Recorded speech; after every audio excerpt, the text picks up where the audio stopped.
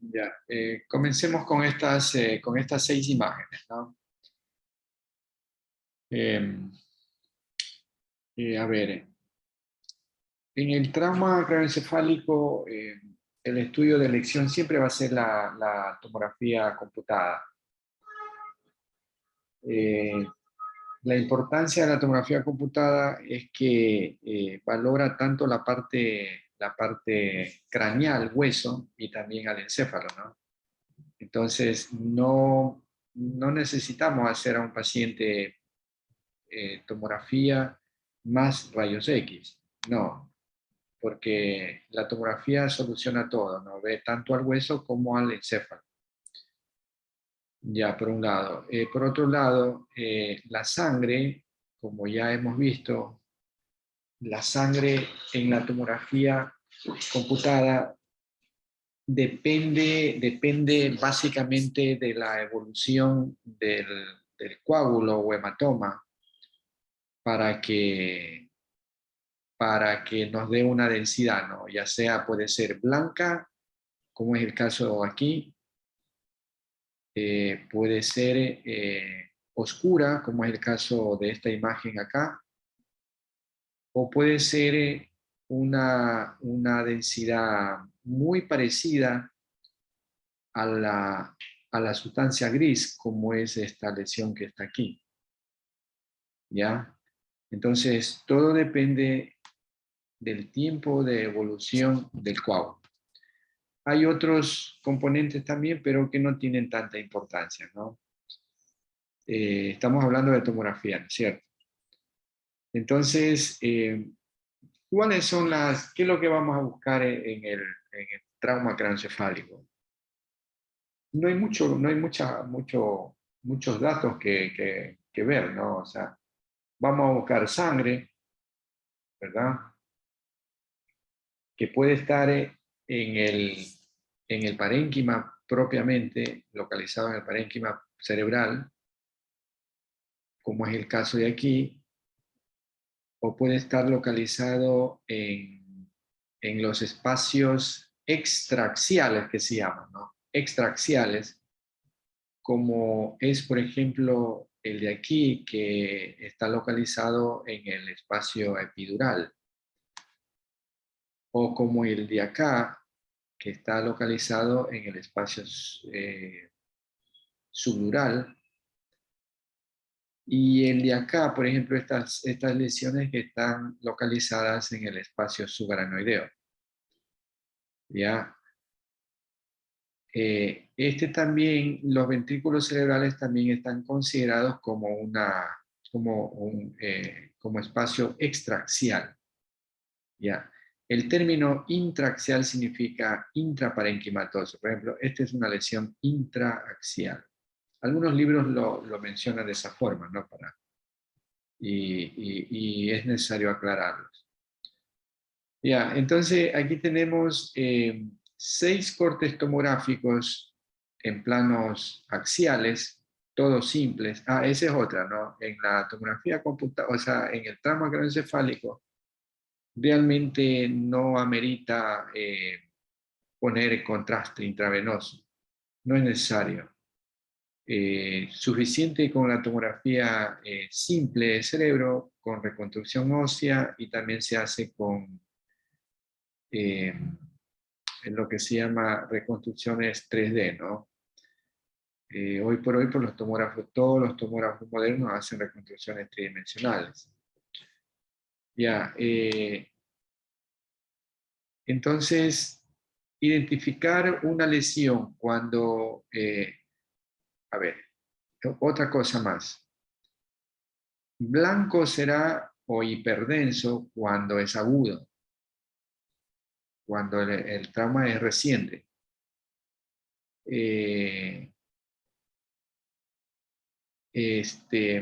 Isodenso, como esta lesión, sería en un estadio subagudo. Y eso implica alrededor de 12, 15 días, 10, 12, 15 días. Hipodenso va a ser más de 20 días. ¿Ok? Entonces, dependiendo del momento del examen, pues vamos a ver la densidad del hematoma o coágulo.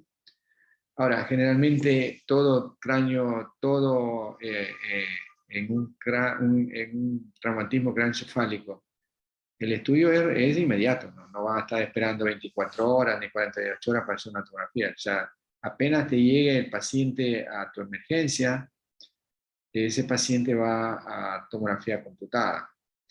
Entonces, todos los coágulos recientes se van a ver hiperdensos. ¿Ya? Y realmente es fácil reconocer forma, por ejemplo, un hematoma, este es un hematoma epidural, ¿ya? Un hematoma epidural que tiene una forma bicóncava o también llamado lenticular, localizado en el lóbulo frontal izquierdo. Toda lesión ocupativa, no solamente hematomas, también los tumores, van a producir un desplazamiento, un efecto de masa que se llama, ¿no? Sobre las estructuras de la línea media. Porque el cráneo, lógicamente, nunca se va a reexpandir, porque el cráneo es una caja dura, una caja hermética, que no cede, pues, ¿no? Entonces, cuando hay algo ocupativo intracranealmente, lo que se desplaza o cede a la presión es el cerebro. Y por lo tanto, cuando hay, no solamente ocurre en el hematoma, puede ocurrir también en otras lesiones ocupativas, como tumores, accesos, etc. O el mismo edema, que va a producir hernias, y también pueden producir infartos cerebrales. ¿Por qué los infartos? Porque las arterias del polígono se pueden comprimir, colapsar, y eso conlleva un infarto cerebral. Por ejemplo, si este paciente no se lo soluciona a tiempo, puede terminar en un infarto de lóbulo frontal. ¿Ya? Entonces, así se verían los hematomas epidurales agudos, hiperagudos o agudos. ¿Ya? Acá tenemos otra lesión que es, y esta sería una también conocida lesión extraaxial, ¿no? Extraaxial. Aquí tenemos un sangrado o un hematoma intraparenquimatoso. Lo que se ve alrededor de este sangrado corresponde a edema perilesional. Ya me parece que está localizado en la región talámica, ¿no? En el tálamo izquierdo. Pero fíjate que también hay sangre en el ventrículo lateral izquierdo. Esto es sangre en el asta anterior y aquí tenemos también sangre en el asta posterior. ¿Ok? ¿Qué pasó? Ya. Probablemente este no sea un trauma secundario a un trauma craneoencefálico, ¿no? Los sangrados no van a variar, o sea, su densidad no va a variar, no va a ser diferente cuando es por producto de un trauma o es producto de una rotura vascular o aneurismática, etc. No va a tener la misma densidad. Eso no cambia. Ya. ¿Qué vemos en este corte tomográfico axial? ¿Qué les parece? Esto es lo anormal, estas lesiones hipodensas que están en algunos, la mayoría están en los surcos, ¿no? Por no decir, bueno, aquí pareciera que estuvieran en el parénquima, pero generalmente estas lesiones se ubican en el espacio subaracnoideo, en los surcos corticales. Entonces, ¿qué les parece esta lesión?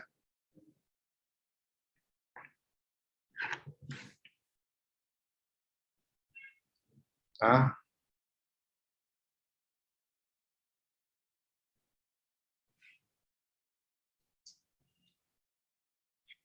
Esto es neumoencéfalo, ¿no? Neumoencéfalo.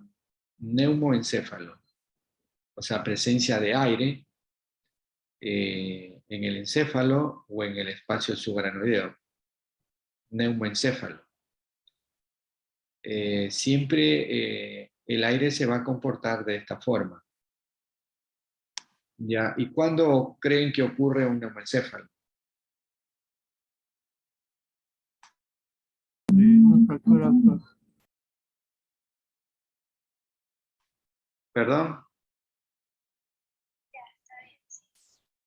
en una fractura de cráneo, pues.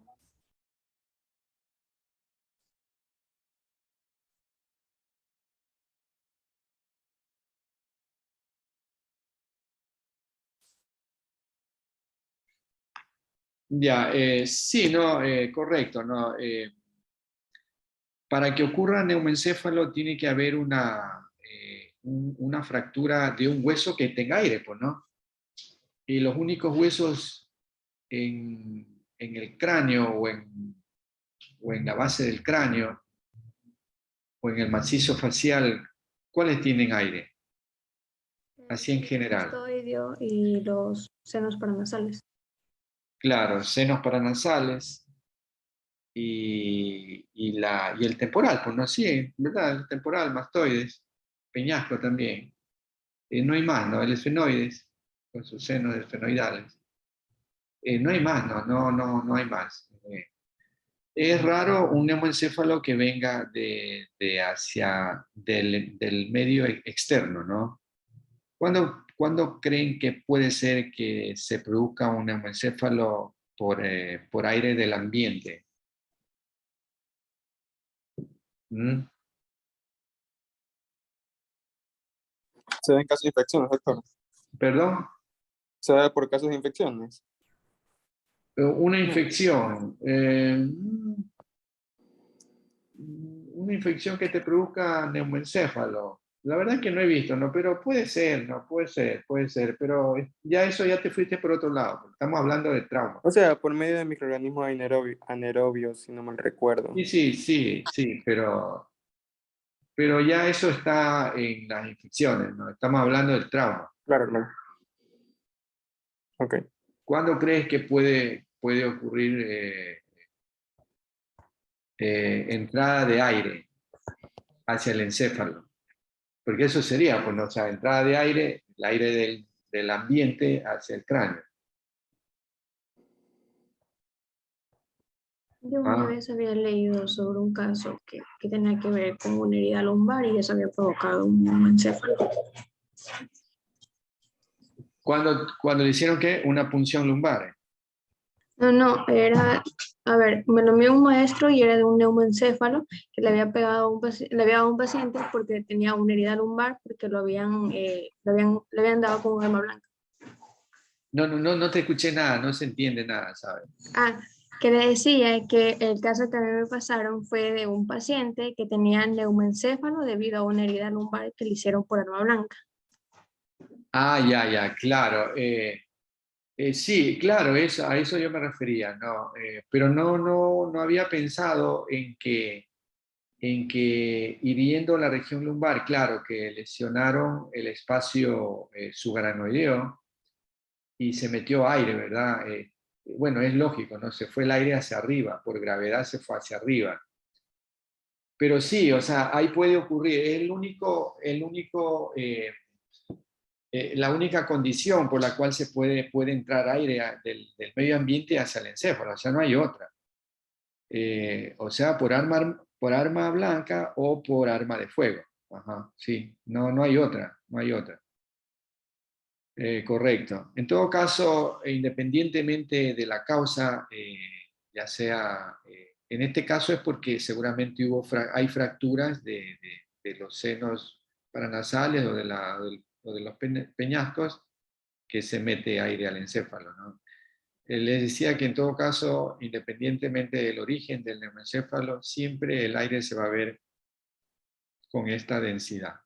Neumoencéfalo, no se olviden, ¿no? ¿Qué les parece este corte tomográfico acá? La lesión está en el lóbulo temporal izquierdo.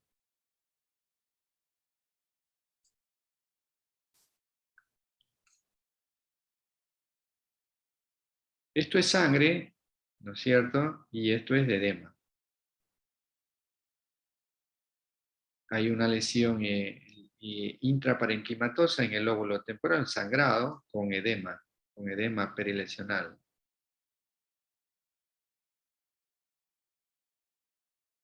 Esto es una contusión, ¿no? Una contusión cerebral. Contusión cerebral. Todas las contusiones cerebrales las vamos a ver de esta forma. ¿Ya? Contusión cerebral. Realmente las contusiones no son quirúrgicas, ¿no? Salvo cuando tengas una contusión grande, con un sangrado grande, la puedes drenar, ¿no? Pero de ahí no. Igual en el neumoencéfalo no hay que hacer nada. Este de acá sí, ¿no? Este tienes que drenar.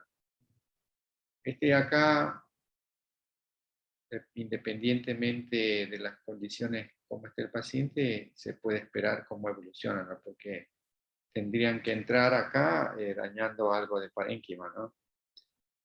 Entonces, aquí no.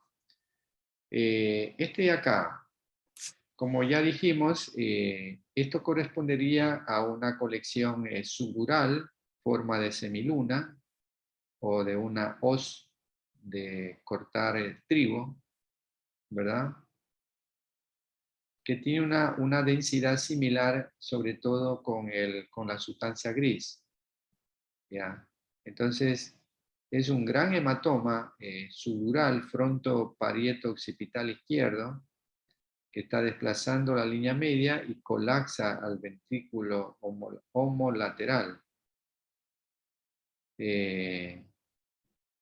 A veces cuando son pequeños, por ejemplo, si este hematomita, este de aquí, si este hematoma fuera del tamaño del de acá, probablemente cuesta verlo, ¿no? Cuesta verlo porque no te produce desplazamiento, entonces es un poquito complicado verlo, ¿no? Pero aquí vemos claramente que hay un efecto de masa, o sea, que hay algo aquí ocupando que está desplazando a los ventrículos. Y este de acá sería un hematoma subdural crónico, más de 20 días de evolución, que tiene una densidad disminuida, ¿no? Como de líquido. ¿Ya? Algunos lo mencionan como higromas, con H, higromas. ¿Ya? Y es válido el término, ¿no? Sino simplemente un hematoma subdural crónico. Ya, esto de acá, ¿qué les parece?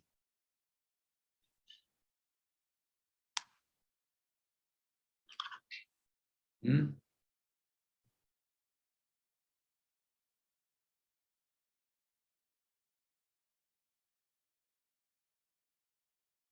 ¿Serán contusiones?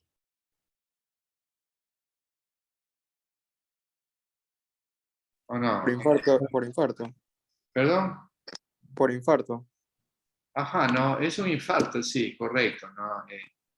Es un infarto, no tiene nada que ver con trauma, es un infarto cerebral con transformación hemorrágica. Correcto, ¿no? Los Sí. infartos también pueden evolucionar con sangrados. No es lo común, pero algunos infartos hacen transformación hemorrágica. Correcto. Sería una contusión hemorrágica hiperdensa, algo así, por edema de cuello. No No, sería una contusión porque las contusiones siempre son focales. Son focales o multifocales. No son así un área extensa y entonces pueden... sería eh, por infarto por comprensión de hematoma. no, pero, o sea, no, este paciente, esta imagen no tiene relación con trauma craneoencefálico. O sea, es un Ahí, infarto, es isquémico de este problema, ¿no? ya, ok, ok. Es un infarto hemorrágico. A ver, entonces, revisemos algunos de estos casos, ¿no? Casos clínicos. Ok. Ya. ¿Dónde está la lesión? ¿Dónde creen que está la lesión?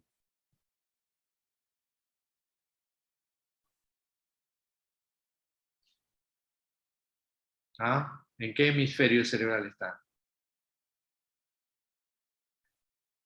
¿Derecho o izquierdo? Sería en el izquierdo. En el izquierdo, ¿verdad? Está aquí el problema. Ah, izquierdo. Ya. ¿Qué lóbulos principalmente está comprometiendo? ¿Cómo lo describen?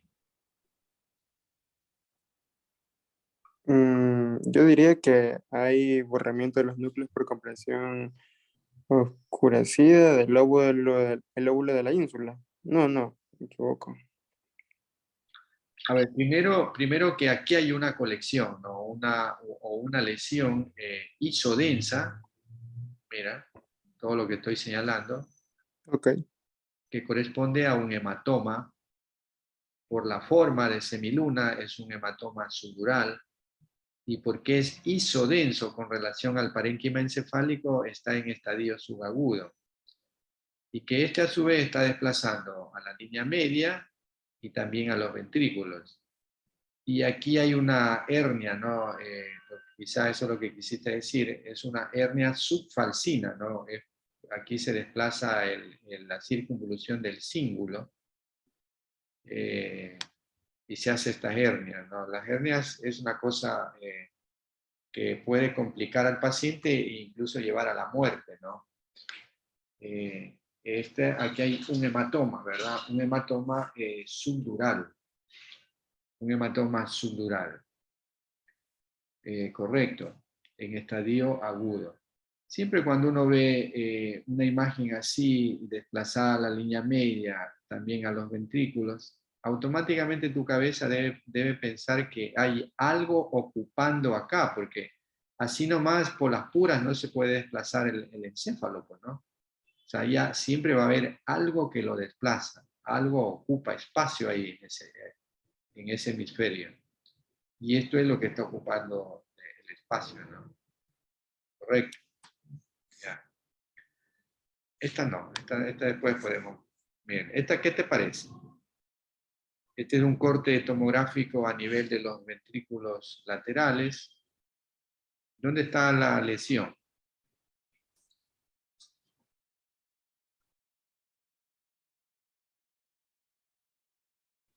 ¿Dónde les parece? ¿En qué lóbulos?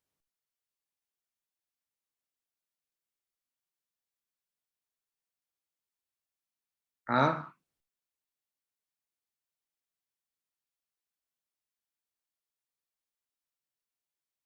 ¿Qué fue, chicos? En los lóbulos frontales. En los lóbulos frontales, ¿no? ¿Por qué piensan tanto? Lóbulos frontales, o sea, no hay otra, ¿no? Lóbulos frontales. Pero ¿cuál sería el diagnóstico?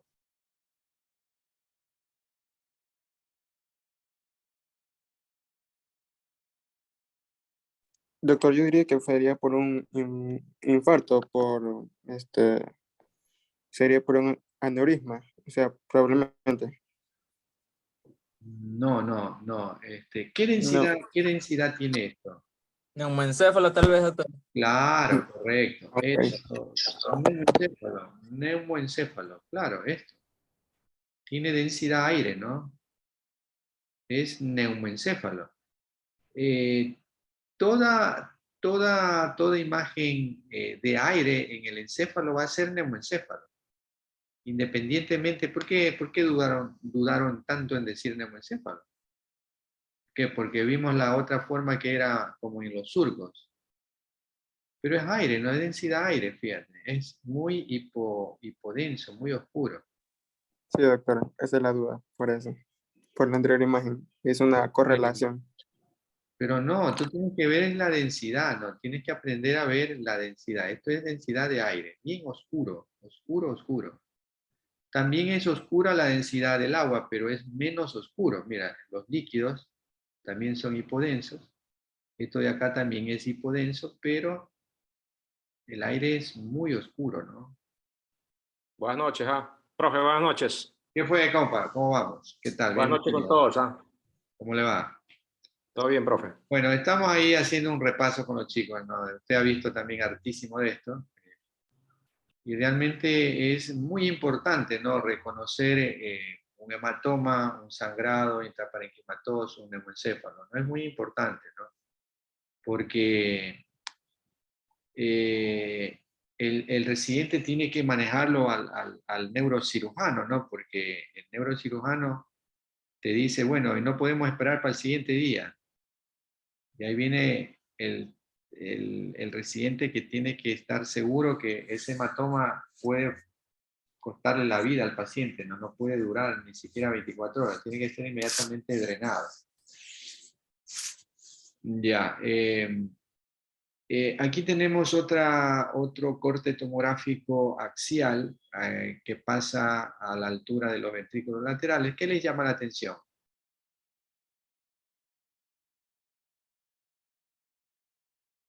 No es trauma craneoencefálico, por si acaso, no, no es trauma. No tiene antecedente de trauma craneoencefálico.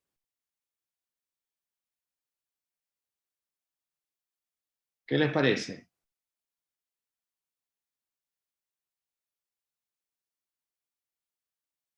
¿Mm? Hay una región hipodensa en el lóbulo eh, parietal, temporal, por ahí, de la parte derecha, región de infarto.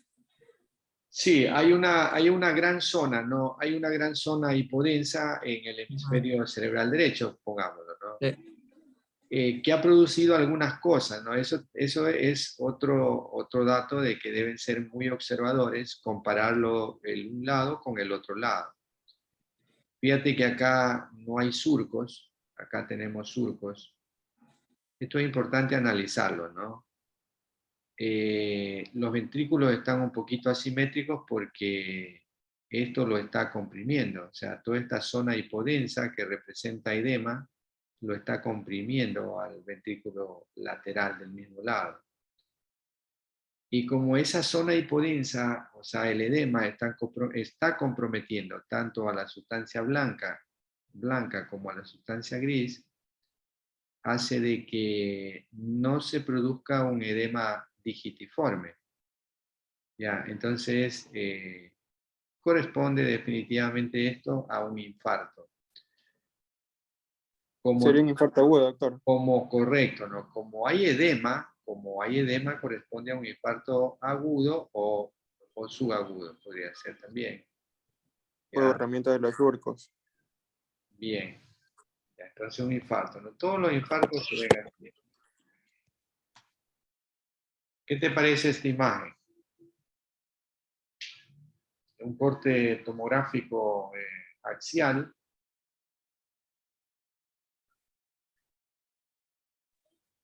Un hematoma subdural. Un hematoma subdural, ¿verdad? Un hematoma subdural, forma de semiluna, o como una hoz de cortar trigo, ¿ya? A mí me gusta el término como una semiluna, se parece mucho a la semiluna, ¿no? Ya, ¿en qué estadio sería? ¿Y por qué? Estadio lo que es agudo, diría. Por lo que Agudo, está ¿no? Claro, porque está agudo. figuriento. Agudo porque es hiperdenso, correcto. Ujú. Agudo porque es hiperdenso. Bien. ¿Y qué está produciendo sobre la línea media? ¿Hay desplazamiento o no? Sí, doctor. Sí, Sí. ¿verdad? Hay desplazamiento, ¿no? A ver, cuanto más joven sea el paciente, el desplazamiento va a ser mucho mayor, ¿no? Aunque no tengas un gran hematoma, porque el joven tiene pocos surcos, ¿verdad? Pocos surcos. Por ejemplo, este es un paciente bastante añoso, tiene unos surcos muy grandes, y esto hace de que los surcos lo aguantan al edema, ¿no? No desplaza, mira que la línea media aquí casi no está desplazada.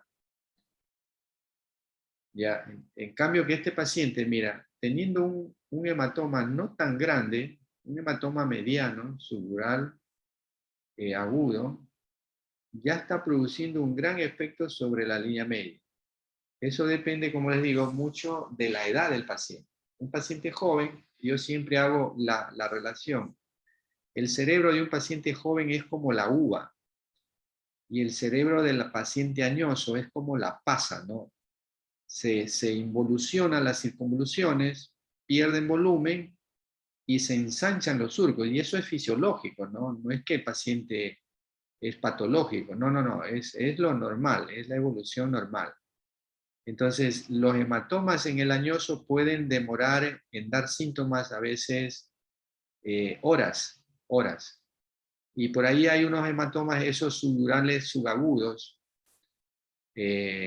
Uno se pregunta, ¿por qué un hematoma subdural pasó tanto tiempo a transformarse en agudo, en subagudo, y el paciente no falleció?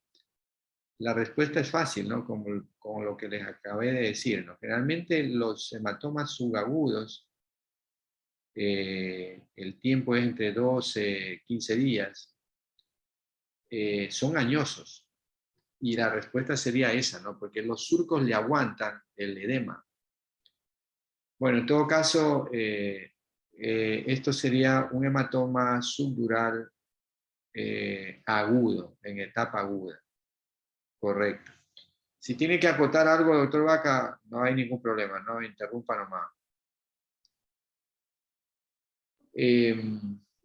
Esta es una secuencia de difusión. Y aquí viene la pregunta, ¿no? ¿La resonancia magnética sirve o no sirve para el trauma craneoencefálico? ¿Qué dice el doctor Vaca? ¿Sirve o no sirve? Por el trauma. Trauma. O sea, ¿es aconsejable o no? No es que no sirva, no, pero... En trauma, lo principal es la tomografía porque La podemos ver tomografía, ¿no huesos, es cierto? fracturas. Claro. Sí, definitivamente de acuerdo, ¿no? Es la tomografía, es la TC, ¿no? el gol estándar, ¿no? Pero resonancia por ahí se podría hacer en ciertas condiciones clínicas, ¿no? Del paciente, ¿no? Por ejemplo, esta secuencia de difusión está mostrando aquí un acceso que vendría a ser una complicación del trauma craneoencefálico, probablemente por algún accidente por arma de fuego, perdigones, qué sé yo, ¿no? Que se infectó y se hizo el acceso. Lo que le quiero decir es que se acuerdan que la difusión era excelentemente buena para los procesos isquémicos agudos y hiperagudos, ¿no? Que brillaban mucho y lo que uno buscaba en la difusión es qué área o qué zona brilla, ¿ya? Todo lo patológico brilla. Entonces, entre las cosas que brillan, también hay otras patologías, no solamente el infarto brilla en difusión. Mira, por ejemplo, el acceso también restringe en difusión. El infarto agudo, profe, ¿no? Claro, el infarto agudo también brilla en difusión, ¿no? Claro. Y aquí tenemos también otra causa. Creo que les mandé a estudiar qué lesiones restringen la difusión. No sé si lo han estudiado, pero aquí tienes una causa más que es un acceso, ¿no?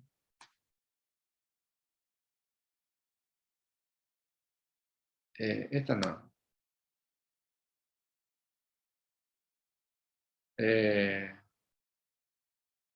Esta no tiene relación con trauma. ¿Qué notan de patológico?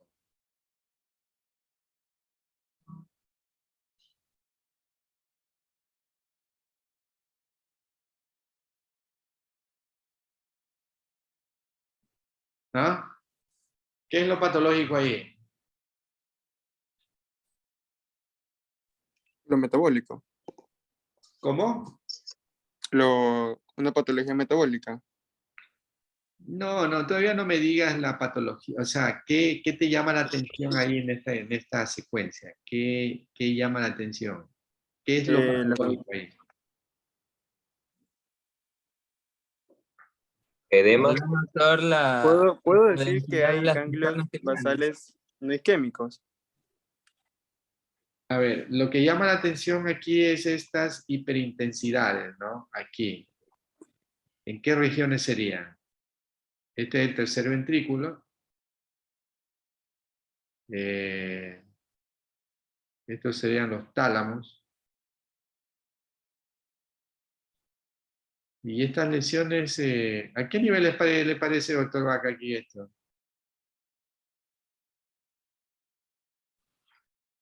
Me da la impresión que es a nivel de los tubérculos mamilares, ¿no? Podría ser, ¿no? Podría ser, ¿no? Porque está por debajo de los tálamos. Está por debajo de los tálamos, sí, ¿no? Pero fíjate que es tan simétrica, ¿no? Las lesiones, ¿no? Eso es lo patológico en este corte, ¿no? Axial. Y también lo de acá, ¿no?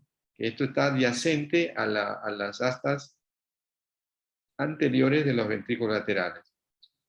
Pero esto es lo que más llama la atención en esta secuencia FLAIR,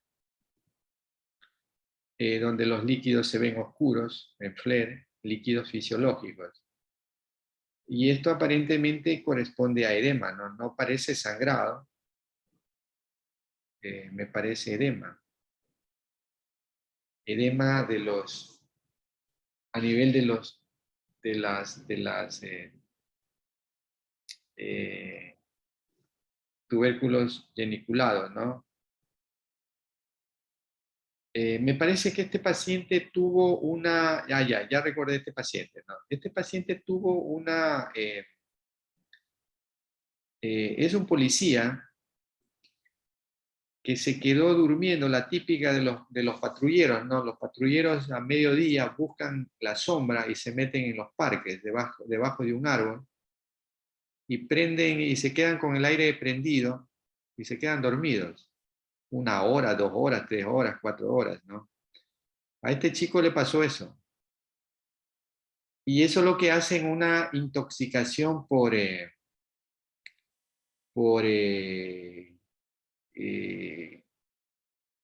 mismo ácido, por el mismo, ¿con qué sería? Hay un mecanismo fisiopatológico que no recuerdo exactamente, ¿no? Hace que el aire que uno expira y inspira, está circulando dentro del carro por algún mecanismo que ese carro no tiene una ventilación adecuada. No sé si ustedes se han dado cuenta en los autos, en sus autos, tiene uno que dice circulación hacia adentro y también circulación hacia afuera, algo así, doctor. Usted que tiene carros de alta gama, doctor Vaca, ¿cómo es? ¿Cómo tiene esos ahí como un tipo de información? ¿Sí se ha dado cuenta, doctor Vaca? No. Hay una flechita que Claro, en el exactamente. panel que dice una flechita roja que introduce el aire y hay otra que Saque el aire, algo así, Así. ¿no? Sí, sí. Sí, eso tiene, fíjate que es una cosa tan importante ese datito, ¿no? Uno a veces no entiende por qué tiene esa flecha que dice que entre el aire y otro que saque el aire, como dice el Vaca. Pero tiene su explicación, mira aquí, esta. Por ejemplo, si tú vas a dormir en tu carro, tienes que poner la flecha que saque el aire. Tiene que salir tu aire, el CO2 tiene que salir. ¿Ya? Y a este chico le pasó eso. Cuando lo van a ver, el muchacho estaba dormido profundamente y no despertaba, ¿no? Y cuando lo hicieron despertar, el hombre estaba desorientado. Llega a la emergencia, le hacen tomografía normal y le hacen resonancia magnética y estuvo. Era un proceso isquémico por el mismo CO2, ya como un problema metabólico, ¿no? Están ahí descritos. Hay que tener, por eso yo tengo terror dormir en el carro con el aire prendido. Terror, yo nunca duermo con aire prendido en el carro. Yo bajo los vidrios, pero con aire prendido, no, nunca. Porque te puede pasar esto. Ok, así que pilas con ese dato, ¿no? Doctor, disculpe, esto de aquí es lo mismo de que, o sea, ya he visto lo que es en las noticias que ha salido de que asimismo algunos que se han quedado dormidos en carros se han muerto por intoxicación Ah, sí, por sí, monóxido de claro, carbono. claro, por supuesto, se produce unos infartos grandes, sí, sí, sí, claro. Es por esa situación. Por eso nunca duerman en el carro con aire prendido. Sí, es Gracias. malísimo, ¿no? Sí. Ya. Para la resonancia para ver sangre también es buena, ¿no? Es buena.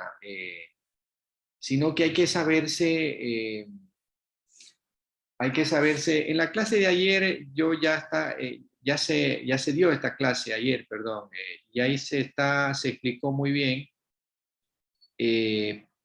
la señal de la sangre depende, depende de la evolución, mejor dicho, en qué etapa o en qué situación se encuentra la sangre en relación a los productos de la degradación de la hemoglobina.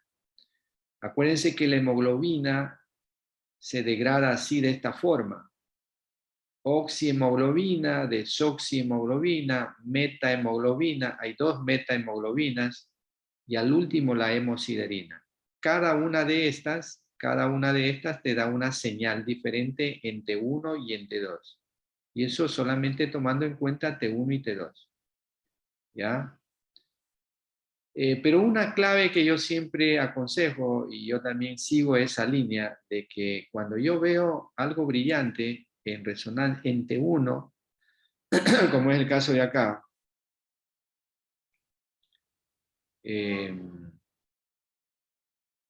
esta era, ¿no? Ya.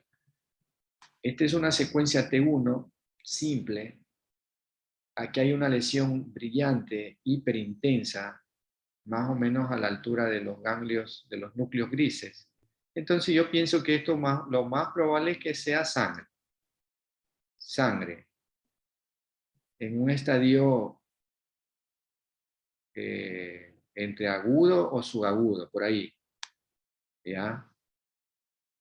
Siempre la sangre, generalmente el paciente con un hematoma o con un sangrado casi en estadio hiperagudo nunca va a resonancia primero. La resonancia se está tomando si el caso lo amerita a la segundo día, tercer día, cuarto día, por ahí, ¿no? Buscando otras cosas, ¿ya? Entonces, cuando yo veo una lesión hiperintensa en T1, lo primero que pienso es que es sangre. Y efectivamente esto fue un coágulo de sangre. Este chico tenía una malformación vascular. Ya. ¿Qué les parece estas lesiones?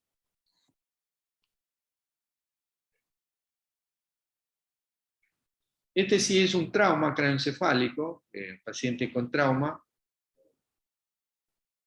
donde vemos múltiples lesiones focales hiperdensas, con edema, en lóbulos frontales y en los lóbulos temporales. ¿Ven?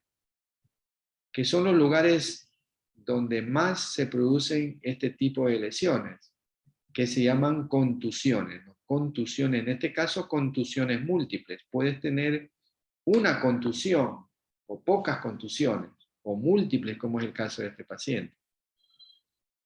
¿Ya? Entonces, recuerden que una contusión se produce cuando el encéfalo, la superficie del encéfalo, se golpea contra la rugosidad del cráneo, ¿no? En este caso, del hueso frontal y del temporal. Se pega, ¿no? Entonces eso hace de que se rompan vasos intracerebrales, arteriolas y sangre, ¿ya? Y estas son las famosas contusiones cerebrales. Es grave las contusiones, ¿no?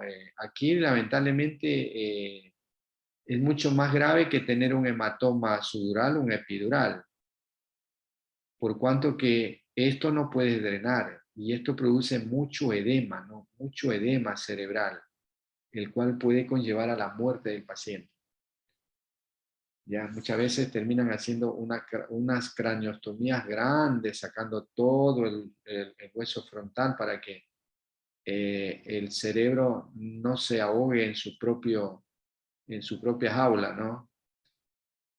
Correcto. Entonces, así se ven las contusiones cerebrales. Todas las contusiones cerebrales recientes, agudas, vamos a ver así. ¿Ok? Profe, quizás aquí valga una pregunta, ¿no? ¿Cómo diferenciamos de la lesión axonal difusa? Sí, yo lo hago de la siguiente forma. No sé si tú tienes también algún otro criterio, pero primero que el tamaño de las contusiones siempre son más grandes que de las lesiones axonales difusas. Segundo, las contusiones, como ya dijimos, es clásico las ubicaciones, lóbulos frontales y temporales. Las lesiones axonales difusas son más pequeñas.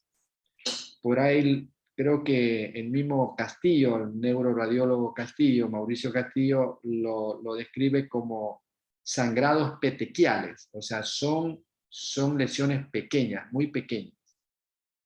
Y lógicamente las lesiones axonales difusas, como el nombre lo dice, afecta a la sustancia blanca, a la mielina de los axones, sustancia blanca. Entonces generalmente se los encuentra en el cuerpo calloso, en la protuberancia, mesencéfalo, en la interfase sustancia gris-blanca, por ahí, ¿no? Por ahí lo encontramos, en el esplenio, el cuerpo calloso. Ya, las localizaciones. Yo por esas dos cosas hago un diagnóstico, ¿no? Un diagnóstico de enfermedad axonal difusa. Y lógicamente la clínica del paciente, ¿no? Los pacientes con enfermedad axonal difusa están en malas condiciones, ¿no? Ya. ¿Qué les parece este caso? Este corte tomográfico.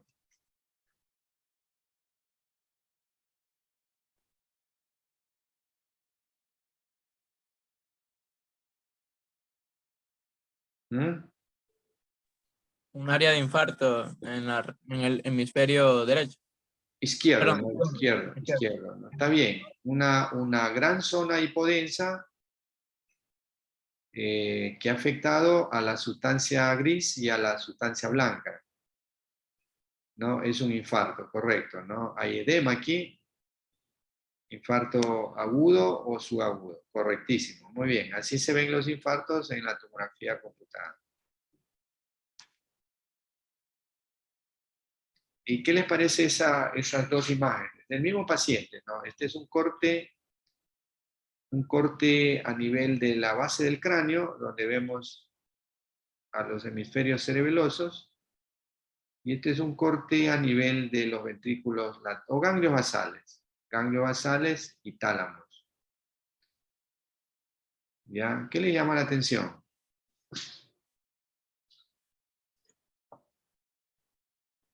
Es por un trauma craneoencefálico.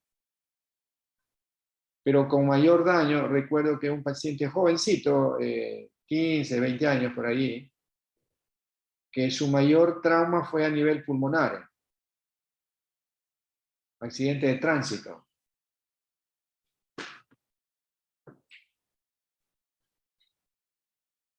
¿Qué les llama la atención?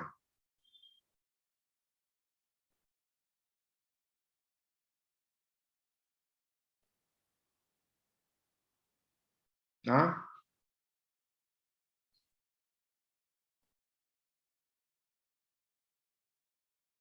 Nada. Que están borrados todos los surcos. Están borrados los surcos, sí, correcto, ¿no? No hay surcos. Se han perdido los surcos, hay pérdida de los surcos en ambos hemisferios. No hay cisternas silvianas. No hay cisternas peritronculares. Y ambos hemisferios cerebrales tienen una densidad disminuida. Si tú comparas la densidad de los hemisferios cerebrales con la de los hemisferios cerebelosos, te das cuenta que esto está oscuro. Esto está oscuro.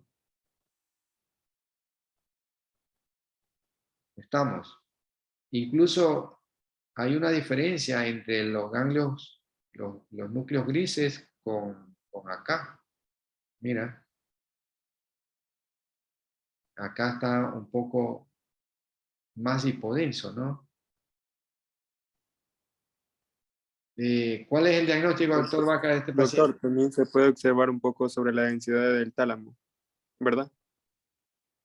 Sí, el tálamo todavía por ahí que como que conserva su densidad, ¿no? Al igual que los ganglios basales. ¿Cuál sería el diagnóstico, doctor Vaca, de este pacientito? Sí, o sea, aquí yo veo, el diagnóstico es encefalopatía hipóxica, ¿no? Claro, correcto. Claro. Yo agregaría quizás más ahí para dar a notar lo que vemos, ¿no? Aquí vemos la densidad de los hemisferios cerebelosos es la normal en este caso. Sí. ¿Estamos de acuerdo, profe? Sí, Claro. sí, estamos bien, sí, está Ya. bien, de acuerdo. Entonces, lo patológico aquí para los estudiantes es el resto de lo que corresponde al tronco encefálico, o sea, toda esta imagen de acá, los lóbulos frontales, temporales, occipitales, ¿no? Tanto la sustancia gris como la sustancia blanca está más oscura, o sea, más hipodensa. En relación a los hemisferios cerebelosos o al tronco cerebral, que están de densidad normal. O sea, aquí lo normal es los hemisferios, la densidad normal son los hemisferios cerebelosos que está señalando el profesor Camacho, ¿no? Y lo patológico es el resto. Por eso que a esto le llaman como el signo del tronco cerebral hiperdenso, ¿no? Pero en realidad esto es lo normal. Y lo patológico es Claro, sí, lo sí, hipodenso. totalmente de acuerdo, ¿no? Sí, por algún mecanismo fisiopatológico de defensa protector del encéfalo, el cerebelo es el último que cae en la batalla, ¿no? Trata de mantenerse la densidad del cerebelo, ¿no? Y lo otro, como dijo el doctor Vaca, todo el resto del encéfalo, incluso aquí la protuberancia también están hipodensos. Efectivamente, esto es lo que se llama el signo del cerebelo hiperdenso, ¿no? Y esto es, cuando uno ve este tipo de lesiones, es una encefalopatía hipóxica isquémica, producto de un paro cardiorrespiratorio que hizo este chico, porque sus pulmones se destrozaron. Entonces hizo una hipoxia severa, falleció el paciente y bueno, pasó esto, ¿no? Falleció este pacientito, ¿no? Así se ven las encefalopatías hipóxicas. Incluso así se ven también en las iatrogenias en quirófano, ¿no? Entonces es fácil en tomografía decir, mira, este paciente le ha dado un paro cardiorrespiratorio y no fue resucitado a tiempo. Correcto, no se olviden. ¿Eh? Es diferente de un infarto. O sea, igual son infartos, pero la presentación del infarto es diferente, ¿no? Nunca un infarto cerebral es así, todo, ambos hemisferios, todo difuso, no. Esta sí, y respeta al cerebelo. Profe, por ejemplo, en los partos prolongados también pueden darse, en los niñitos, ¿no? Ah, sí, claro, en los chicos, sí, Claro. buena. O sea, cuando buena ustedes información. estén en el ciclo de pediatría, probablemente van a llegar estos casos con más frecuencia. Las encefalopatías hipóxicas, y esos niños Así quedan es. con retraso para En toda los la recién vida. nacidos. Claro, Es frecuente. claro, sí, sí, es verdad. Correctísimo. Este es un corte tomográfico que pasa a nivel del tercer ventrículo y ventrículos laterales. ¿Qué les llama la atención en este corte?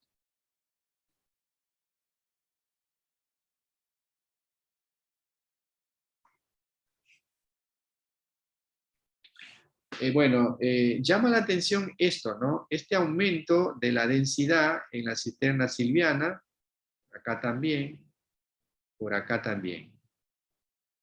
Seguramente si viéramos este examen, a los cortes más superiores va a tener también hiperdensidades en los surcos. Entonces, esto es lo que se llama una hemorragia subaranoidea. Las hemorragias subaranoideas agudas en tomografía la vamos a ver así.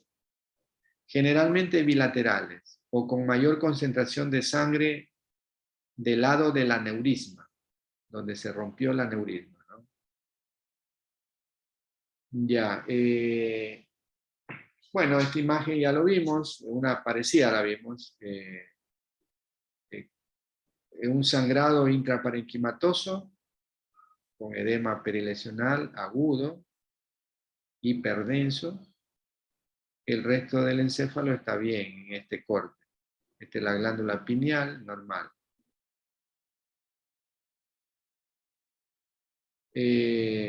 Aquí tengo 6 imágenes con diagnósticos diferentes. Solo esta correspondería a trauma. Las otras me parecen que no. Comencemos con esta. Esta es una secuencia FLAIR, axial, a nivel de los ventrículos laterales. ¿Qué les llama la atención? ¿Qué les parece?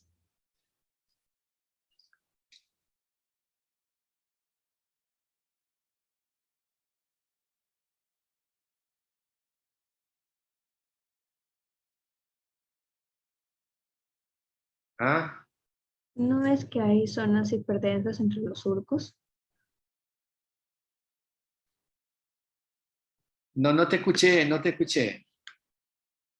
Que si no hay zonas hiperdensas entre los surcos, porque se ve como que más blanquito, más brillosito. Ya, hay hiperintensidades, ¿no? Hay hiperintensidades en los surcos, correcto. Sí, en los surcos básicamente, ¿no? En algunos surcos, no en todos. Y también, profe, lo que es ahí un área lo que es de ependimitis granularis, en las astas anteriores de los ventrículos. Sí, sí, podría ser, sí. Hay ese dato, ¿no? Pero lo patológico es esto en este paciente, ¿no? Entonces, ¿cuál sería el diagnóstico? Una hemorragia subaracnoide. Una Podría hemorragia ser. subaracnoidea, no. La hemorragia subaracnoidea, independientemente, a ver, la hemorragia subaracnoidea en resonancia magnética, no, se la pongo diferente. La resonancia magnética es muy sensible para el diagnóstico de hemorragia subaracnoidea en estadio agudo, incluso en el subagudo. ¿Ya? La vamos a ver así. Recuerden que, y la secuencia FLAIR es la más sensible para ver hemorragia subaracnoidea. Y siempre vamos a ver como imágenes hiperintensas en los surcos. Normalmente el líquido cefalorraquídeo en la secuencia FLAIR se ve negro. Entonces cuando brilla, ahí es generalmente sangre. Bueno, esta imagen ya la vimos. Hemorragia subaracnoidea por tomografía computada, ¿verdad? El problema de la hemorragia subaracnoidea en la tomografía es que solamente la TC la ve en estadio agudo. Después que pasan los días, la sangre se pierde, se mezcla con el líquido cefalorraquídeo y la tomografía pasa a tener una sensibilidad muy disminuida, ¿no? Ya, y ahí va la resonancia, ¿no? Son unas pocas porque también puede haber hemorragia subaracnoidea secundaria a trauma, ¿no? Puede haber. Ahí sería una de las pocas utilidades de la resonancia magnética, ¿no?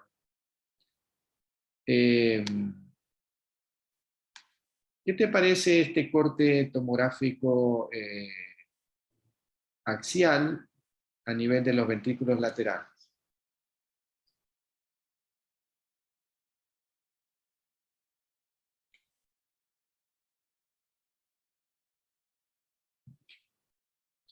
¿Ah? Es hipodenso. Hay áreas, hay zonas hipodensas. ¿A qué nivel?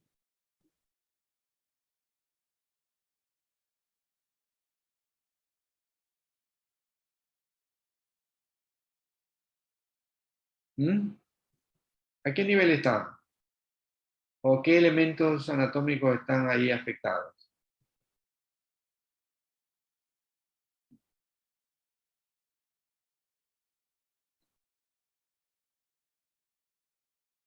¿Qué fue, chicos?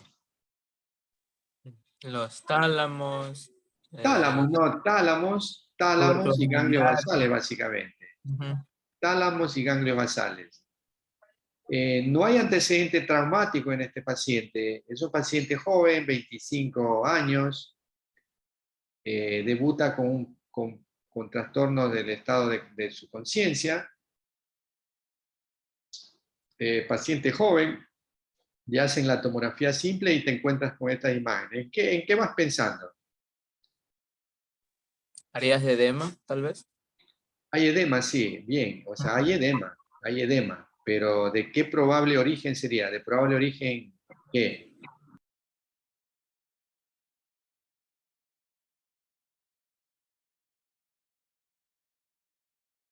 ¿Ah? Ventricular.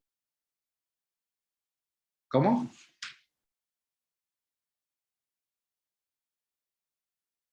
No te entendí, Gemma. ¿Qué dijiste? O sea, por el área sería ventricular.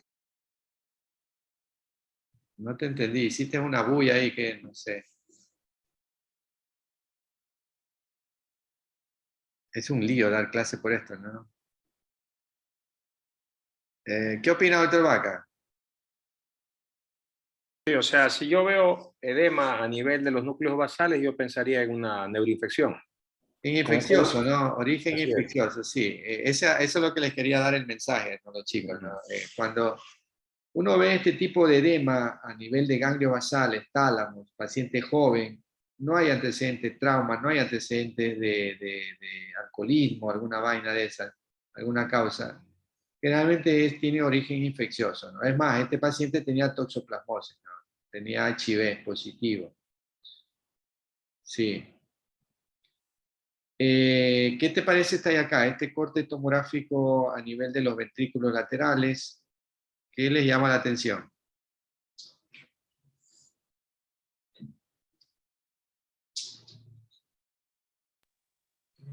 Sangrado intraventricular. Correcto, ¿no? Muy bien. Sangrado intraventricular. Hay sangre en los ventrículos. Perfecto. Este de acá.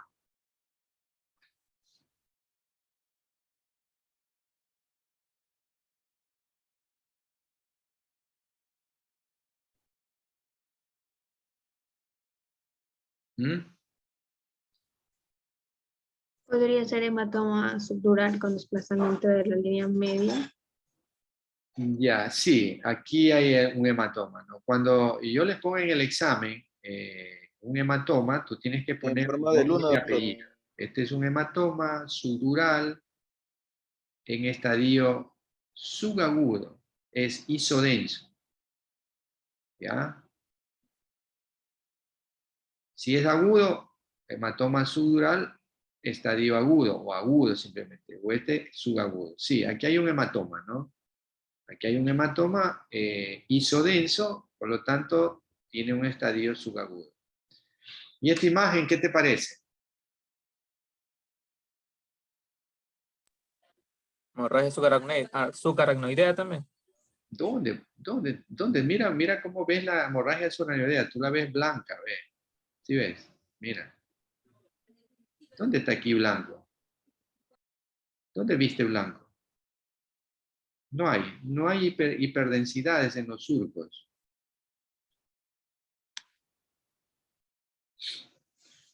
Esto ya vimos, ¿eh? Entonces lo que es un hematoma epidural en la parte frontal. En estadio subagudo. No, esto no, aquí no hay ningún hematoma, no. No se ve. ¿Qué tiene el paciente?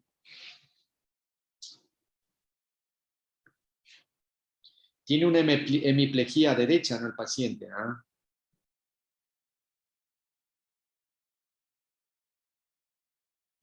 Ya vimos hace un rato esto. Ya vimos, ¿no? Sí. Sí, ya vimos, ¿ah?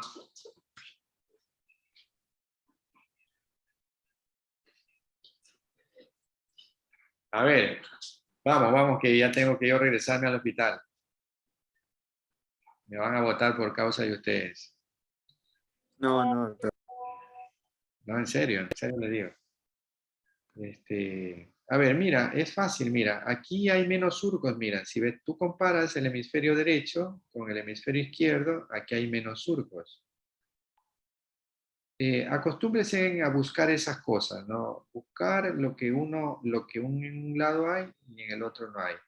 No todos los infartos vas a ver así como les mostré, hipodensos, bien hipodensos, ¿no? Aquí hay un infarto, mira, se está instalando un infarto. Probablemente este infarto tenga unas pocas horas de evolución, que todavía no se hace hipodenso.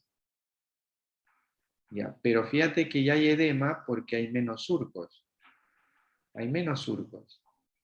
Y está ligeramente hipodenso en el área. ¿Ya? Entonces aquí hay un infarto cerebral. Yo creo que este es el último, ¿no? Sí, esta ya la vimos. Ya, esta es la última. Ya, esto ya está repetitivo. Mira que se repiten las cosas, ¿no? No hay mucho que hablar en el trauma craneoencefálico porque las lesiones son las mismas. Son las mismas. ¿Qué es esto?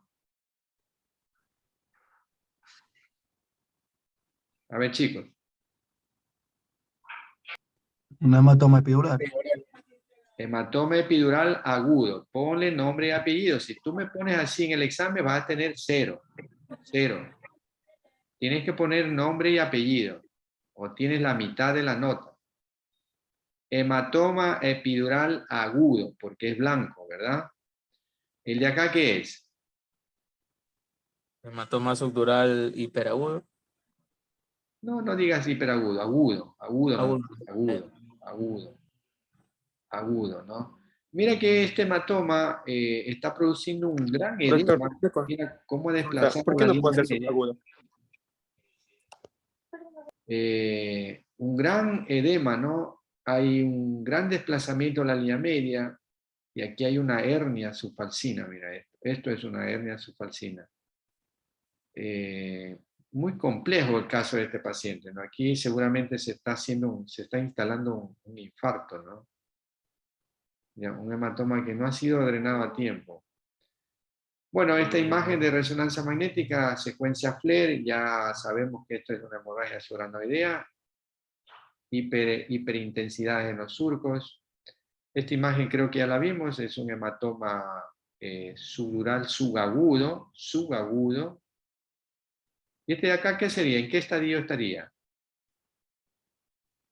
Un estadio crónico, un hematoma Crónico, ¿verdad? No es subdural crónico, es un crónico. crónico, hematoma subdural crónico, porque es muy oscuro, hipodenso, ¿no? Hipodenso. Este es hiperdenso agudo, isodenso subagudo, hipodenso crónico. Mira que no hay mucho. 3 cosas tienen que aprenderse y eso no puede aprenderse, ¿no? Qué bárbaro. Y esta es otra hemorragia subaracnoidea por tomografía computada. Se repiten las cosas, ¿no? Los signos se repiten, mira. Sangrecita en los surcos, en algunos surcos más del hemisferio izquierdo. ¿Ok? Bueno chicos,